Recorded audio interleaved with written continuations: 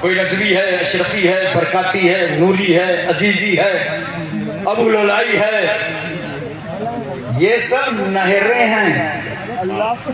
ہر پیر کو دیکھو وہ مولا علی تک لے جاتا ہے۔ کوئی ولی نہیں بن سکتا دنیا میں جس پر مہر مولا علی کی نہ ہو۔ کوئی ولایت کا منصب نہیں حاصل کر سکتا جس سے علی راضی نہ ہو۔ تو مرید کسی سے بھی ہو، سب نے پہنچایا علی تک، اور جب علی تک پہنچ گئے تو مولا علی نے سب کو محمدی بنا ڈالا۔ اس لیے یہ آپس میں 3-5 مت کیا کرو۔ آئے ہو، یہ کون سی جگہ، اس کا نام کیا ہے؟ زور سے بولو۔ کیا؟ مرغے ہوا۔ مرغے ہوا آئے ہو۔ میں تو راستے سے، کچے راستے سے آیا ہوں اور مرغے ہوا آ گیا۔ ادھر اترولہ سائڈ سے لوگ پکے راستے سے آئے اور مرغے یہاں آ گئے۔ کچھ اور دوسرے راستے سے آئے ہوں گے اور مرغے یہاں آ گئے۔ راستہ سب کا بدلا بدلا تھا، آئے کہاں؟ کیا بات ہے، کیا بات ہے۔ یاد رکھنا سلسلے سب کے الگ الگ ہیں۔ اور ایک جملہ میرا نوٹ کر لیجئے اکرم بھائی، بہت محبت کے ساتھ بتانے جا رہا ہوں۔ ہمارا پیر ہو، تمہارا پیر ہو، کسی کا شیخ ہو، شیخ پیر منزل نہیں ہے، پیر منزل نہیں ہے، پیر نشان منزل ہے۔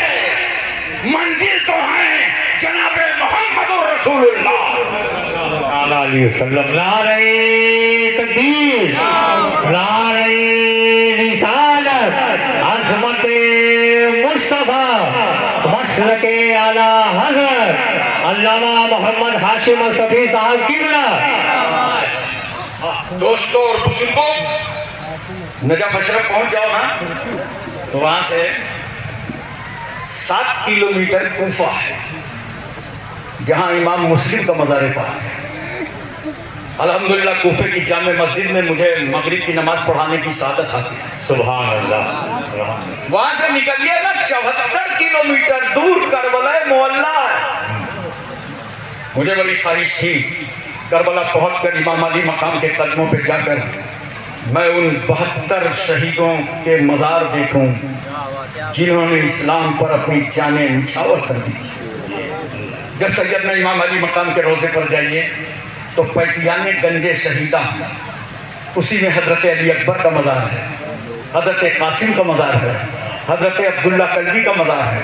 اور امام علی مقام کے روضے سے نکلیے ان کے گیٹ سے تو سامنے خیمے کے علم بردار حضرت عباس کا مزار پاک۔ اللہ اکبر کبیرہ۔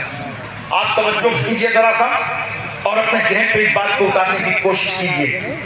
امام علی مقام، تمہاری بہادری کو، شجاعت کو لاکھوں سلام۔ بے شک بے شک بے شک۔ امام حسین نے سر کٹا دیا، ہاتھ نہیں دیا۔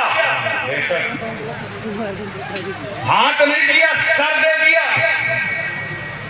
جب حضرت امیر معاویہ کا انتقال ہو گیا اور یزید نے امیر مدینہ ولید کو لکھا کہ جتنی جلدی ہو سکے تم میری بیعت امام حسین سے لے لو، امام علی مقام کو گورنمنٹ ہاؤس میں طلب کیا گیا۔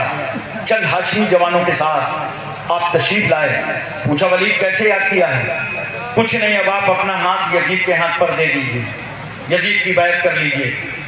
امام علی مقام فرماتے ہیں کہ سنا، حضرت امیر معاویہ کے انتقال کے بعد یہ کروڑوں مسلمانوں کا حق تھا کہ جسے چاہتے وہ خلیفۃ المسلمین مقرر کرتے۔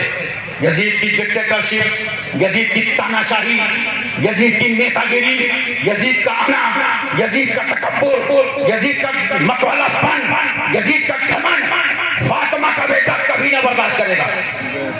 اور ایسا نہیں ہو سکتا کہ میں اپنے وہ ہاتھ ایک شرابی کے ہاتھ میں دے دوں جس کا بوسہ رسول اللہ نے لیا، جسے مصطفیٰ نے چوما۔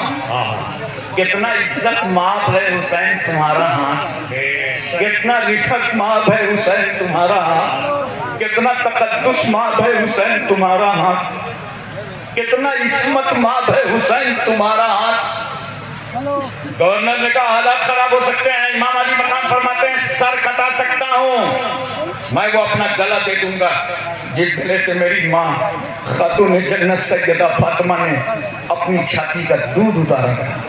میں وہ گردن ہٹا سکتا ہوں مگر یہ ہاتھ نہیں دے سکتا، اس لیے کہ یہ ہاتھ صرف حسین کا نہیں ہے، اس ہاتھ میں نبوت کا ہاتھ ہے، رسالت کا ہاتھ ہے، صداقت کا ہاتھ ہے، خلافت کا ہاتھ ہے، شجاعت کا ہاتھ ہے، فاطمہ کی طہارت کا ہاتھ ہے. اور ایک جملہ علماء کے حوالے، میرا یہ ہاتھ 1,24,000 کم و بیش انبیاء و مرسلین کی وراثت کا ہاتھ ہے.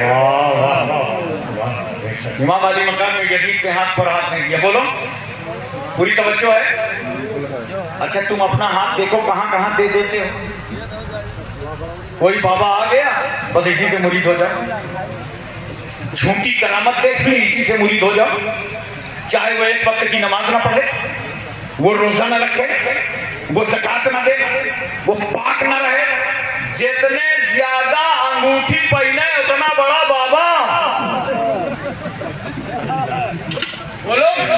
اور آج کل کا ماحول تو جتنا علماء کے خلاف بولے سمجھ لینا اتنا بڑا بابا. علماء کے خلاف بولنے والا جبکہ سب سے بڑا بابا نہیں سب سے بڑا جاہل ہے، وہ اتنی بکواس کرتے ہو. لیکن دوستو ہاتھ سنبھال کے دینا، کیوں کہ چاہے جس کے ہاتھ میں تم ہاتھ دو، اگر پیر پاکیزہ اور